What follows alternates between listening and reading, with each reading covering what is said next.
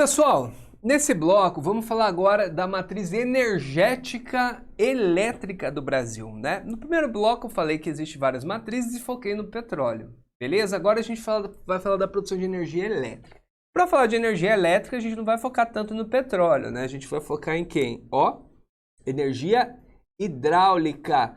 Galerinha, olha isso, ó, dados de 2019 fresquinho, né? Comparativo 17 e 18.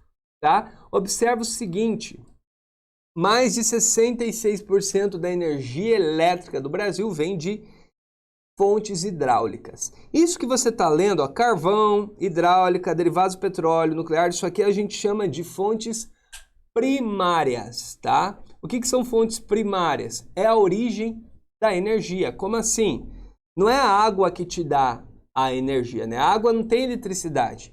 A água faz o quê? Movimenta a turbina para produzir eletricidade, entendeu? Então, a água hidráulica é a fonte primária, tá? O vento não tem energia elétrica. O vento movimenta a turbina que produz energia elétrica. Então, o vento é a fonte primária da energia. Mesma coisa do gás, né? O gás serve para esquentar a água e a água quente produz vapor que movimenta a turbina, né? Então, por isso que isso aqui a gente chama de... são as fontes primárias de produção de energia elétrica no Brasil. Tudo bem? Mais de 66% vem, tá, dos rios, vem da água. E olha que interessante, vamos comparar aqui a oferta hidráulica em 2017 e 2018. O que aconteceu aqui, ó? Um aumento interessante, né? Em terawatts, deu uma aumentadinha, tá, considerável aqui na produção de energia. O que é importante, né? Isso garante uma segurança energética um pouquinho maior, tá? Então isso é bastante importante. Beleza? O segundo recurso mais utilizado na produção de energia elétrica, você vai ver aqui a biomassa e a eólica quase chegando, tá vendo? E o gás natural.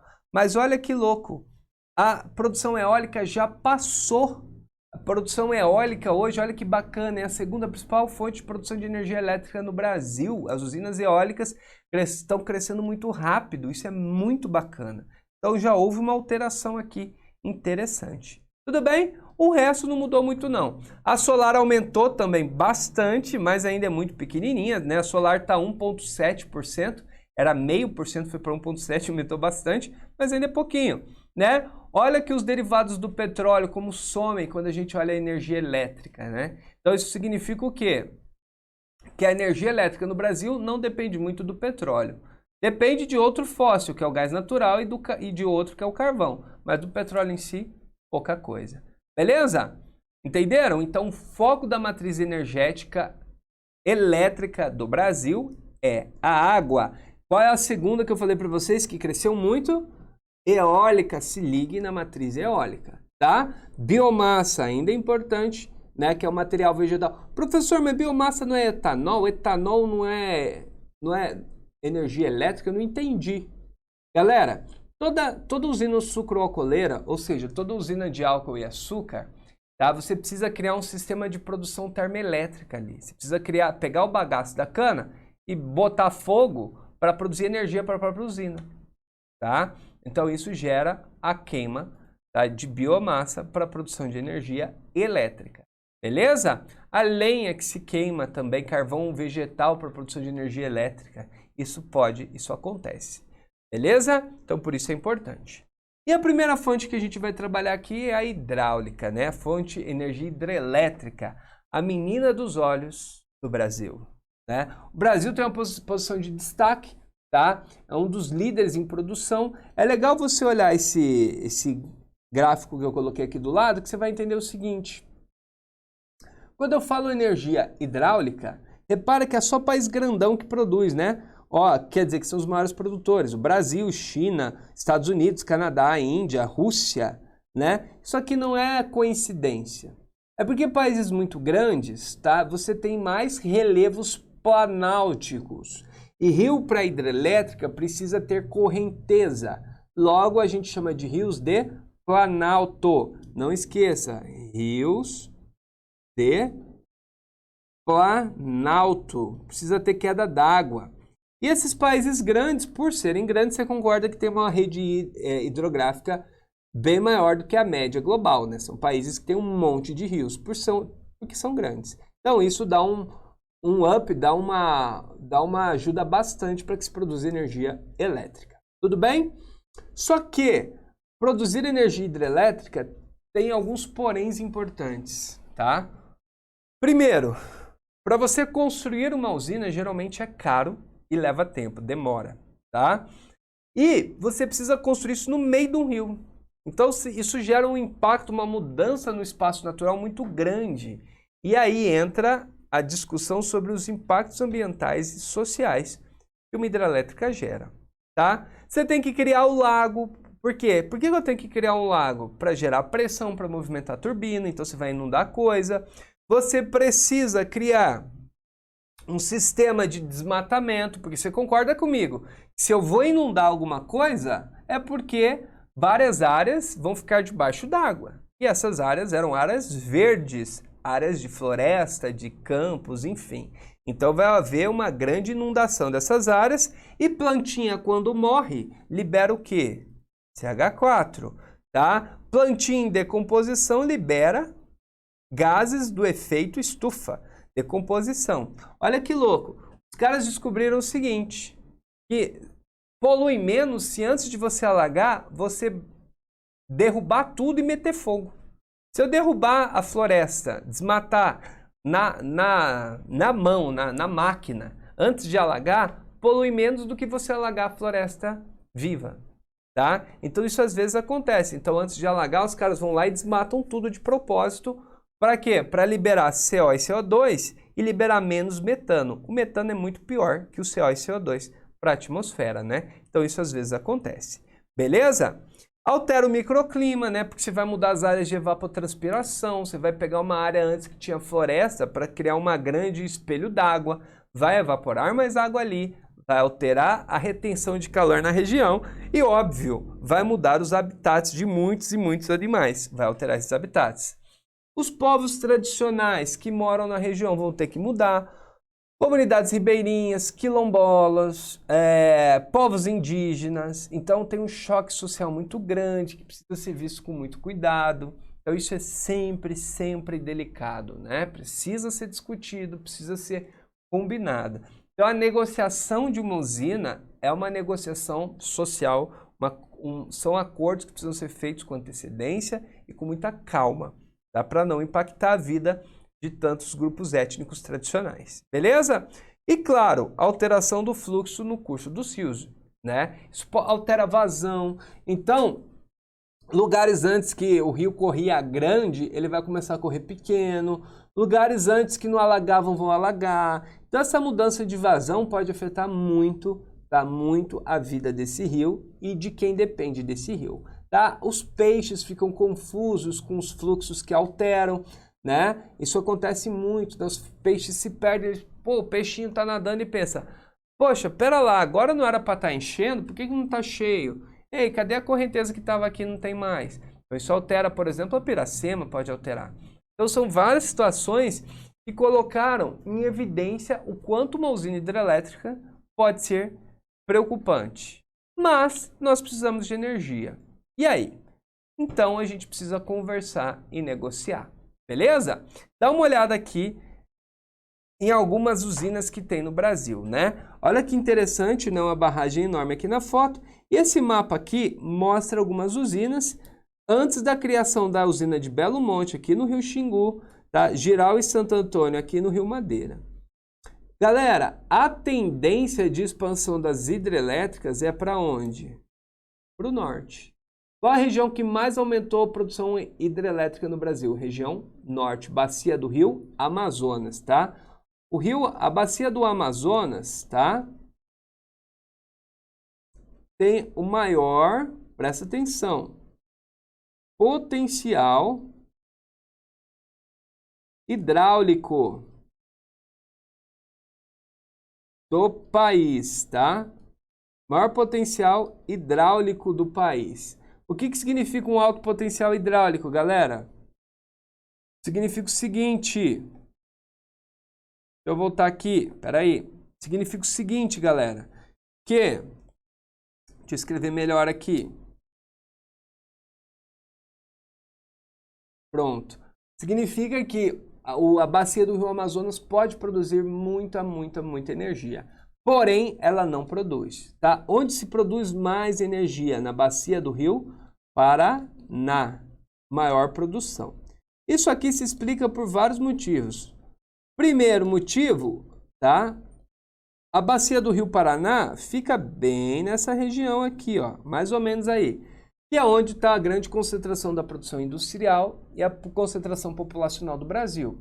Então, concorda que é mais conveniente você produzir energia, tá, perto da onde está o mercado consumidor dessa energia, que fica mais barato, porque transmitir energia, você tem que lembrar o seguinte, ó, energia precisa ser produzida, transmitida e distribuída. São 3 eixos importantes: a produção da energia, a transmissão da energia e a distribuição.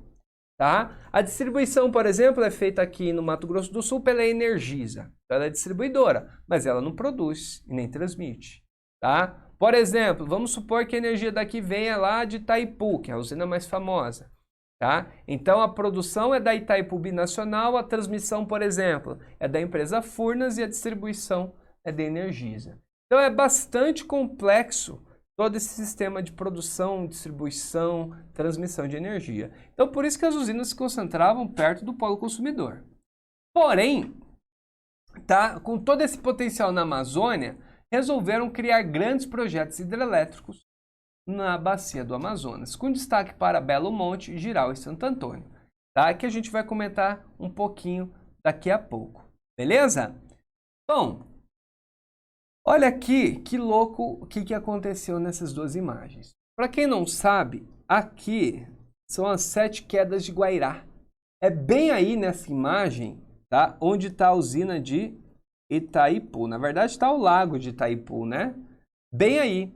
Este lago foi inundado e virou isso aqui, ó. Tá vendo? Olha que curioso. Tá? Olha aqui as 7 quedas de Guairá inundadas, tá, debaixo d'água para a construção da usina de Itaipu. Olha que lugar lindo que era, né? Aqui nessa imagem, na verdade, já estava inundando. Tá vendo que tá bem cheio, você não tá vendo mais nem a queda. Olha a garganta, olha o tamanho dessa garganta do Rio Paraná. Era um lugar espetacular, né? Uma paisagem fantástica e tudo isso virou um grande lago para alimentar essa gigante, essa usina que tem a maior produção de energia elétrica do mundo, que é a usina de Itaipu. Beleza? Beleza, galera? Tranquilinho? Importante, né? Vamos agora aqui falar um pouquinho sobre as hidrelétricas na Amazônia, que é lá que está gerando as maiores polêmicas e gerando também o maior crescimento de produção no Brasil. Como eu falei para vocês, tem o maior potencial, tá? E gerou o desmatamento que a gente comentou lá atrás, tá? Só que a gente tem que lembrar também que a região norte tem grandes projetos de mineração, tem um processo de crescimento econômico significativo lá e precisa de energia. Então, na hora de botar na balança entre impactos ambientais e necessidade de energia, tá? A necessidade de energia pesou mais e por isso foi aprovada a construção, tá? De usinas por lá. Porém, a construção de usinas na floresta amazônica veio com um monte de condicionantes. Que tipo de condicionante? A empresa responsável, por exemplo, ela precisaria ter responsabilidades sociais, ambientais, tá, e econômicas com a região.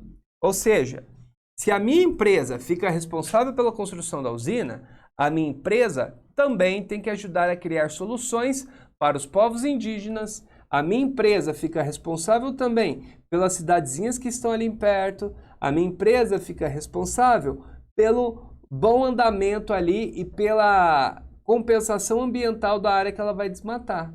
Ou seja, ela é corresponsável, tá, social, econômica, ambiental e culturalmente. Tá? Ela é corresponsável. A gente chama isso de ajustamento de conduta. Tá? São termos aí de contrato que responsabilizam as construtoras pelos danos colaterais da obra. Tudo bem? A grande questão é que muitos desses efeitos colaterais que a empresa deveria propor soluções, tá, não foram resolvidos. E aí gera polêmica. Por quê? A empresa alega que disponibilizou o recurso. Tá? A sociedade alega que o problema não foi resolvido. tá? Aí a empresa fala que a culpa não é dela, porque o dinheiro ela deu. E aí o governo fala que não, porque é a empresa que tinha que fazer. E aí fica esse jogo de empurra-empurra e os problemas não são resolvidos. E isso vai gerando um mal-estar enorme com as sociedades locais, que vão querendo cobrar respostas da justiça, tá? Isso vai sempre parar na justiça, né? O Ministério Público sempre tem que atuar para tentar mediar uma solução que seja viável para todos. E por isso que é sempre polêmico hidrelétricas de grande porte na região amazônica, tá? Eu trouxe aqui para vocês 3 projetos importantes, né? O primeiro foi um grande desastre declarado. Balbina foi uma usina construída perto de Manaus e foi um alvoroço, foi a primeira, tá? Já bastante antiga, tá? Foi um alvoroço, ó, que massa, uma hidrelétrica ali, tá? Vai resolver o problema de energia, não vai mais precisar queimar combustível fóssil e bora produzir energia hidrelétrica para Manaus. Massa! Porém, foi um desastre, tá? Ela produz menos de 30% do que foi prometido e polui 10 vezes mais que uma termoelétrica a carvão. Olha que loucura, tá? Ela é muito poluente e pouco eficiente. Ou seja, isso gerou um mal-estar terrível. Você construiu aquele trambolho enorme, que tem uma eficiência extremamente baixa e que ainda polui muito, né? Então isso foi o primeiro calcanhar de Aquiles nos projetos de aproveitamento hidrelétrico na Bacia Amazônica. Bom, o tempo as coisas acalmaram, o século XXI chegou, novas tecnologias, novas possibilidades, muita coisa, muita novidade, tal e tal. E veio uma demanda cada vez maior de energia na Amazônia. E projetos que antes estavam meio que em stand-by são colocados de novo na mesa para serem discutidos. E aqui eu chego para vocês em Jirau e Santo Antônio. São 2 usinas, tá? Que são eficientes, que são perto lá em Roraima, em Rondônia, perto de Porto Velho, no Rio Madeira, tá? Foram 2 usinas que foram construídas, tá? E olha aqui, ó, mais ou menos metade do potencial de Belo Monte, que vai ser a terceira, né? Isso porque são eficientes. Tá? Foram inaugurados há pouco tempo atrás, porém geraram uma série de impactos, tá? Por exemplo, para absorver todos os trabalhadores para construir Jirau e Santo Antônio, não tinha casas para alugar, não tinha hotéis suficientes, gerou uma inflação enorme em aluguéis, enorme, uma inflação enorme na rede hoteleira, encarecendo o custo de vida. Isso alterou a dinâmica social nas cidades, né? Isso aumentou a violência em Porto Velho, enfim, isso foi bastante polêmico, sem contar os danos ambientais. Mas Jirau e Santo Antônio estão lá e já passam por problemas financeiros. O último projeto, esse é o mais polêmico de todos, é justamente a usina de Belo Monte. A usina de Belo Monte foi um projeto gigantesco, tá? Que veio para ser a terceira maior do mundo, tá? Só é menor que Itaipu e que Três Gargantas na China, tá? Lembrando que Itaipu é binacional, né? E ela, como terceira maior usina do mundo, ela seria a maior usina 100% brasileira. Por quê? Porque Itaipu é binacional, é Brasil e Paraguai. Então ela veio para ser a maior usina 100% brasileira, tá? Ela veio com a promessa de ter uma gestão muito eficiente, tá? Eles chamam de projeto fio d'água, você não precisa alagar muito, é um sistema de usina moderno que você não precisa gerar grandes lagos igual a Itaipu, então você desmata menos. Então é pouco poluidora e muito eficiente, tá? Sua última turbina foi inaugurada em 2019, tá? Custou mais de 40 bilhões e o projeto foi inaugurado em 2016, começou a funcionar como prometido, tá? Só que, para variar, tem problemas. Ali o grande problema são terras indígenas e o impacto urbano nas cidades ali perto, tá? Final das contas, Belo Monte é muito eficiente? É fantástico, é um projeto muito bom, porém é igual você ter uma Ferrari na tua garagem. O que acontece? Eu compro uma Ferrari e deixo na tua garagem e não tem grana para pôr combustível, porque consome muito combustível. Se tem uma Ferrari, é muito maneiro. Se você tiver muito dinheiro para abastecer o tanque dela. Aí você fala, poxa, tenho uma Ferrari, só que eu não tenho como botar combustível. Aí ela fica parada, ou você anda só um pouquinho com ela, e quando você anda, você bota lá no modo super econômico da sua Ferrari, para você não correr, tá? Para economizar combustível. A Belo Monte é mais ou menos isso. A Belo Monte é uma Ferrari, é uma baita usina capaz de produzir muita energia, só que não tem um combustível. Por quê? Porque a gente não tem uma vazão do rio adequada para fazer ela produzir muito. Ou seja, eu construí uma usina muito eficiente, porém, ela é tão grande, mas tão grande, que ela precisaria de um fluxo de água que afetaria muito, muito a vida de muita gente para baixo e para cima do rio Xingu. Então, o que acontece? A maior parte do ano, você não consegue produzir toda a energia que Belo Monte poderia produzir. Não é estranho? É tipo assim, é maravilhoso, um projeto magnífico, que você não consegue usar, tá? De novo, você tem uma Ferrari, mas não tem um combustível. No caso, a Ferrari é a usina, o combustível é o rio. Se não tem água suficiente para movimentar as turbinas, a geração de energia não vai ser o que foi prometido, né? Isso aí gera frustrações. Belezinha? Dá uma olhada aqui nesse gráfico, galera, do impacto que Belo Monte causou na cidade de Altamira, que foi uma das sedes que recebeu os trabalhadores. Lembrando que no pico da obra teve mais de 20 mil pessoas trabalhando na construção de Belo Monte. Mais de 20 mil. Imagina, você entende que a maioria desses trabalhadores são homens? Você consegue visualizar isso? A esmagadora maioria desses trabalhadores de obra são homens e são mais de 20 mil e que estão indo para uma mesma cidade?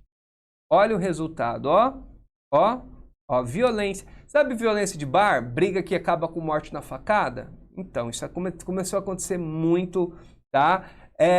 A população cresceu demais, tá? A gente passa a ter um preço do aluguel. Olha a inflação no preço dos aluguéis em Altamira, né? Acidente de trânsito, Altamira não tinha infraestrutura para receber todo aquele tráfego de veículos.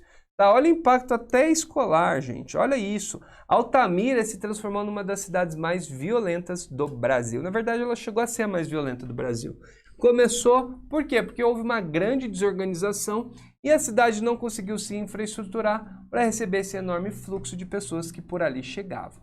Tá? Então, esse tipo de impacto, que é um impacto urbano, precisa ser pensado, tá? Precisa ser medido. E mais uma vez questiona-se qual é a viabilidade de grandes projetos hidrelétricos hoje em dia no Brasil. Será que vale a pena construir monstros como Belo Monte, sendo que ela não consegue ser tão eficiente quanto promete? Aí fica as polêmicas, né? Por isso que tem muita gente que defende que se construa mais hidrelétricas menores. Ao invés de construir uma tão grande, você constrói 3 menores, e talvez gerasse menos impacto, né? Então, isso é uma questão bastante interessante.